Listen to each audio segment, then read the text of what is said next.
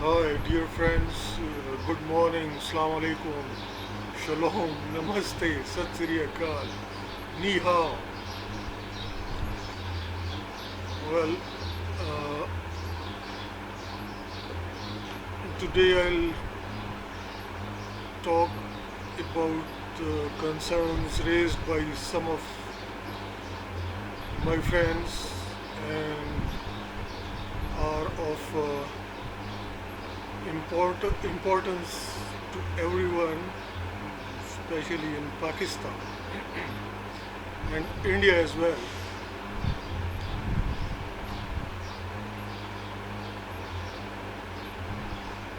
Well, democracy,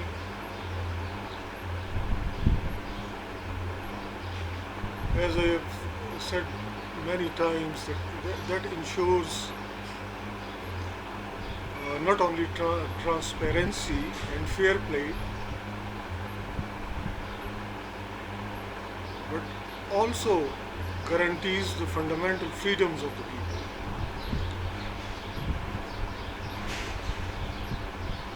So,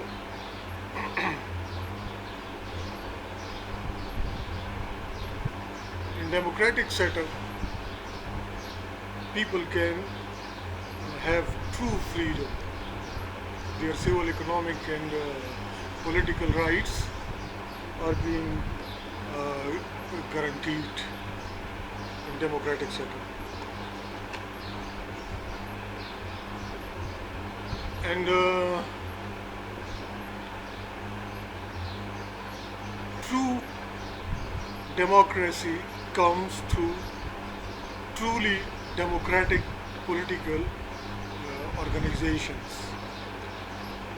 If you think that some military dictator will promote democracy or a hereditary mafia,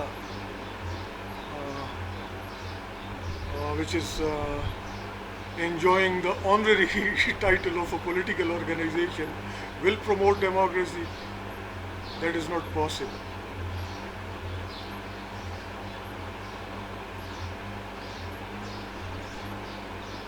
And irony of the people of subcontinent is that even in India and in Pakistan, people were led by the graduates whom have got degrees from abroad, from European universities, from American universities. But here when they came, they were unwilling to hold any sort of within the party elections.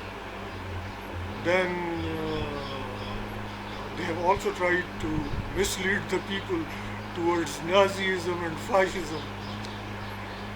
And that is a brief story of so far of a sham democracy in India and Pakistan. Well, in Pakistan, the military, Pakistan army is a bit assertive. I mean, it comes out to help the people whenever political mafias they do take over and they start killing each other because obviously once you're having more than 3 or 4 big mafias as political organizations, then they obviously they take up upon each other, and then people, as it has been said, that the idiom is that when two elephants fight, it is the grass which cracks. So to save the people, then army comes forward, and police force and other security agencies to handle such so-called political leaders whom are actually fascists, beating each other, killing each other, and obviously the security of the whole country is at risk. Recently, I'm gone through the Facebook account of Mishal Khan, killed in university, Abdul Khan Abdul Ali Khan University, killed on charges of blasphemy. There was nothing as such in his page, which can be termed as blasphemy. Only at two spots he has bit. He was bit. You see, uh, frank with Speaker of Provincial Assembly or National Assembly. I don't know because he has not clearly mentioned about that. He has tried to give some frank remarks regarding Speaker and regarding Interior Minister. So here the culture is that elders are elders and whatever they do, the younger ones are not supposed to say such things which he has said about Speaker. And though those remarks are not that bad, but except those remarks, there was nothing blasphemous on his page. And I think that this is what is fascism is. The fascist practice was behind taking his life. There was no blasphemous content on his FB page. I've checked it by myself.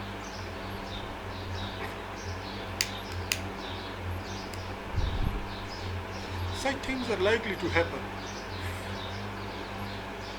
if the setup is actually Nazi and fascist. So much so that recently a Facebook friend of mine is a journalist. We never met each other. He went to India on a tour, and there he had posted, from there he had posted a picture of a temple, Hindu temple. The most interesting thing in the temple was the symbol of Nazi swastika.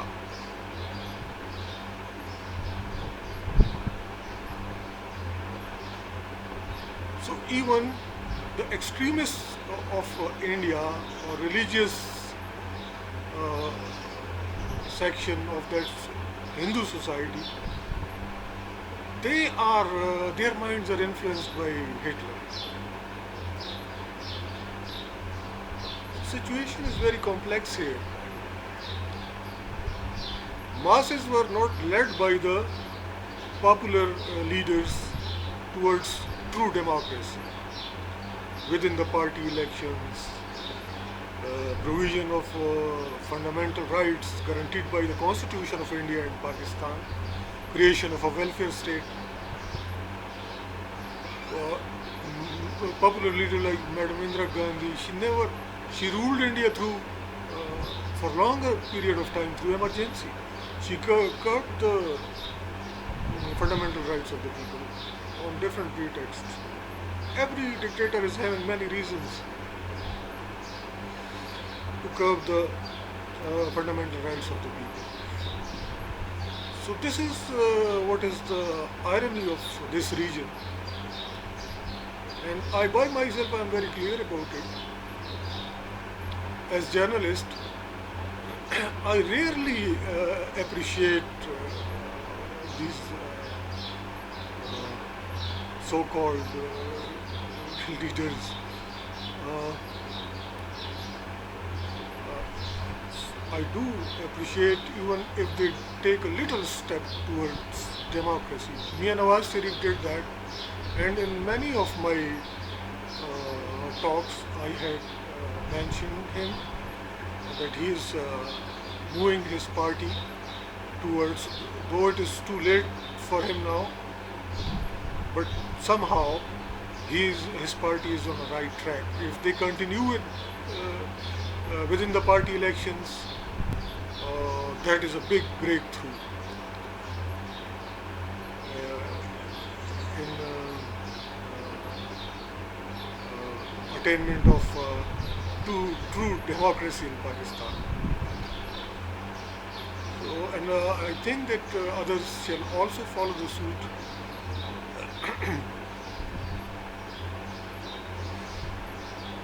Those whom are claiming or whom are interested in getting in leading the nation, because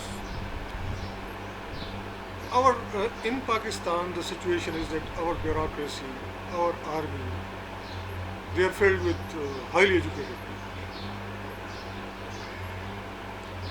and they know when a fascist leader comes up with a hereditary political organization and tries to befool public, and when the good number of political mafias they come into conflict, finally army intervenes to save the people.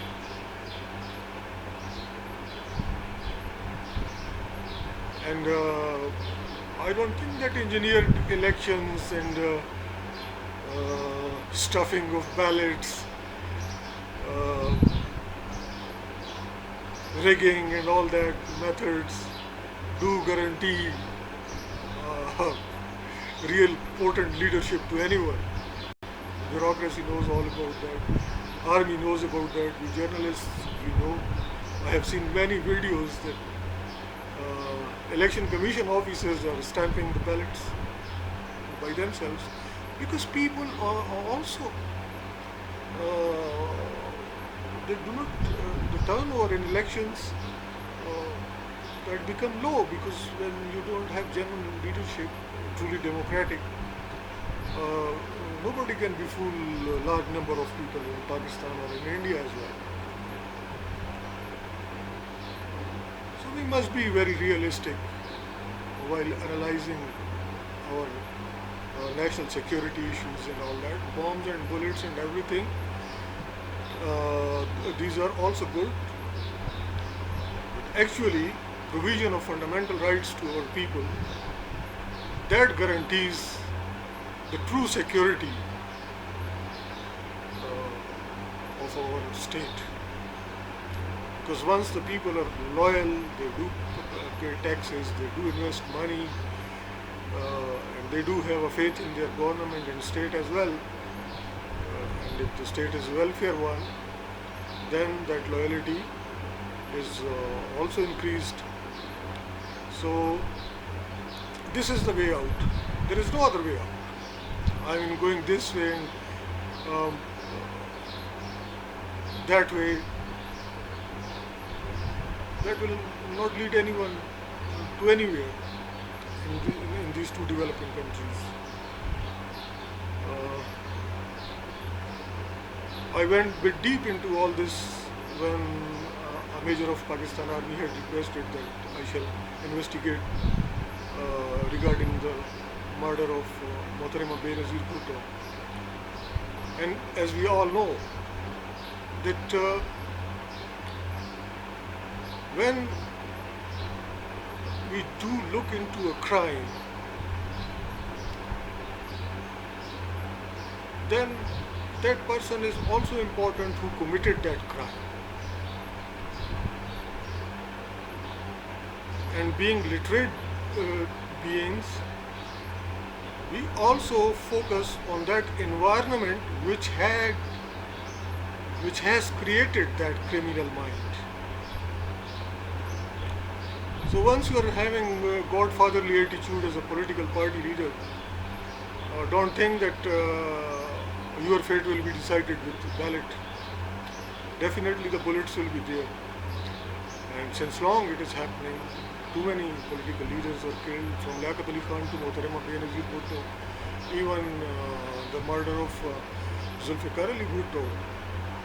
That was a judicial murder. But obviously, the whole phenomena was a mafia-like setup, and everybody was fighting for power, attainment of power through negative means.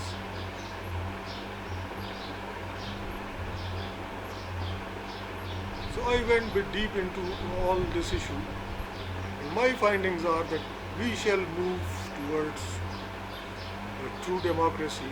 We shall have within the party elections, and that guarantees the security of all of us, not only as individual leaders, but also as a nation as well. All those who think that bomb explosions and wars keep a state united, they must know that Soviet Union, when get involved in a war in Afghanistan, finally was dismembered.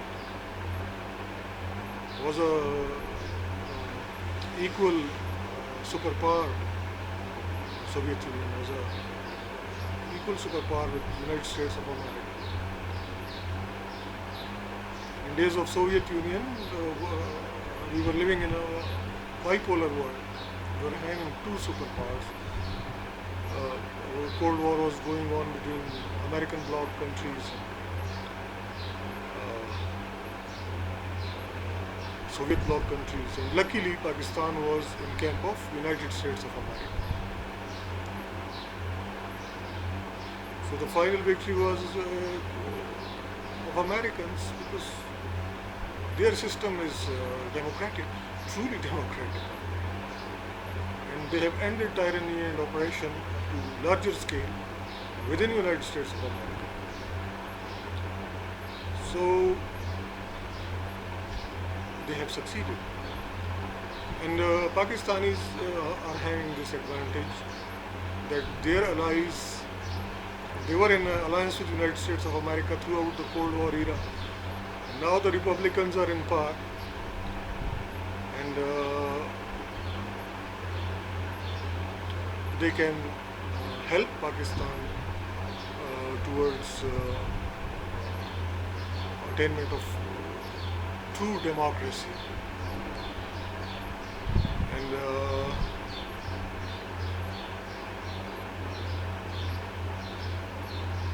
what I'm saying is in a good faith. I mean, I personally have nothing at stake in fascist and Nazi setup from the last 22 years. I had to face financial losses, large periods of underpaid employment on high offices. I mean, my salaries were not that big as the portfolios were. If I tell all of you how much I was getting for 3 years as a vice chancellor of a university, of a private university, you will all be astonished. That was just a token money. Same was the case with the College of Education as principal. I was just getting a token money. And same was the case with law college, where I was delivering lectures, and I was never paid for my writings by the newspapers. And only an American website was doing that, but finally they have changed the policy, and even there I was writing free. So there is nothing big at stake in terms of my possessions. If you are working for, I mean, it's a sort of forced labor when you work, whether it's a high portfolio or low, but when you are being forced to work with little salaries, token money, that is the height of exploitation of educated.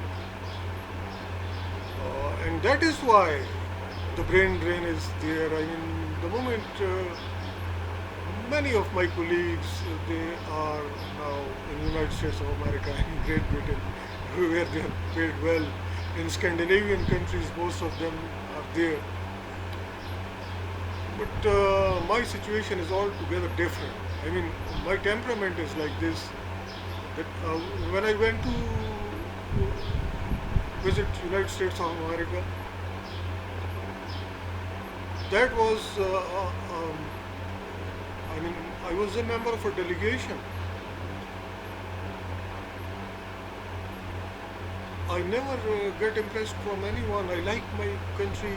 I love my people, and I do belong to a good family. I mean, here I'm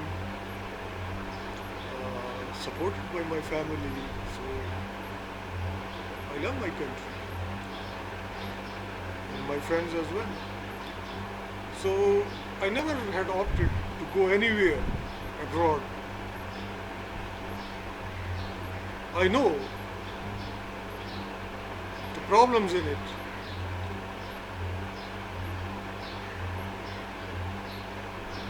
My temperament is like this that even for American visit, thrisely or twicely, the terms and conditions were changed. I was refusing to be a member of a delegation.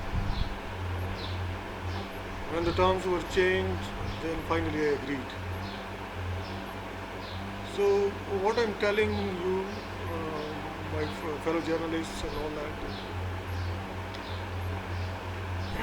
never get to the leaders and to the public and to the young students here that there is no other country like Pakistan in the world. It's a heaven on earth in all respects. And obviously, what we are lacking is a stable political system and sound economy. Though we have resources, but we are a mismanaged country. We are a mismanaged country. So once we are clear about all this, then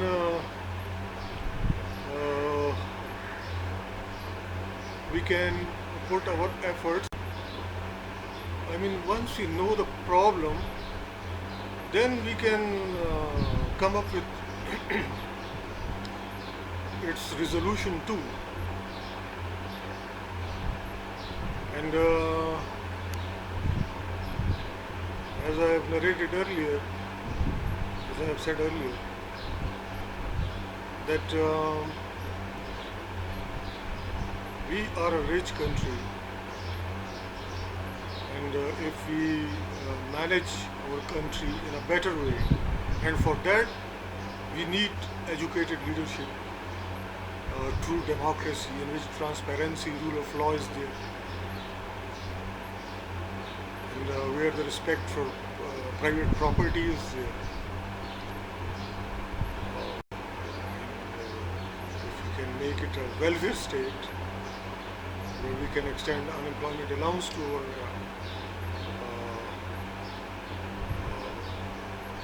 unemployed population, through which we can make our economy better, because by this way we increase purchasing power of our people and we can consume our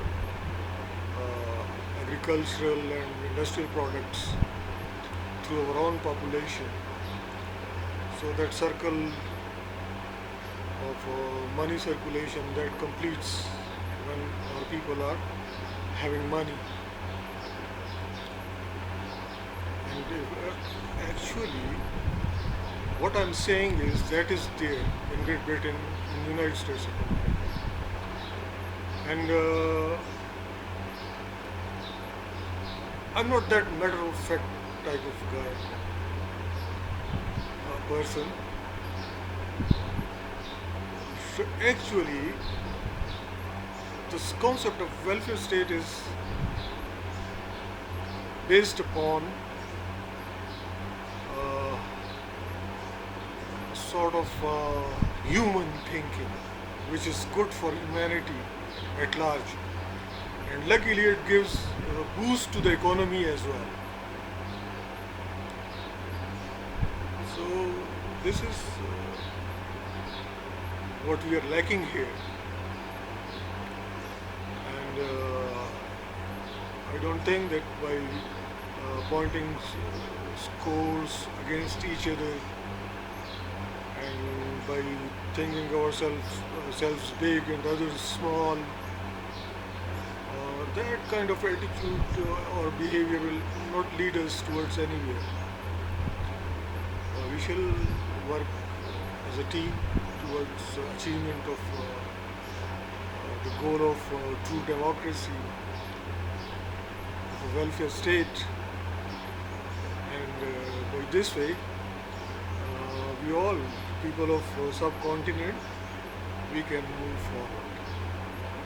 I wish all the best to all of you.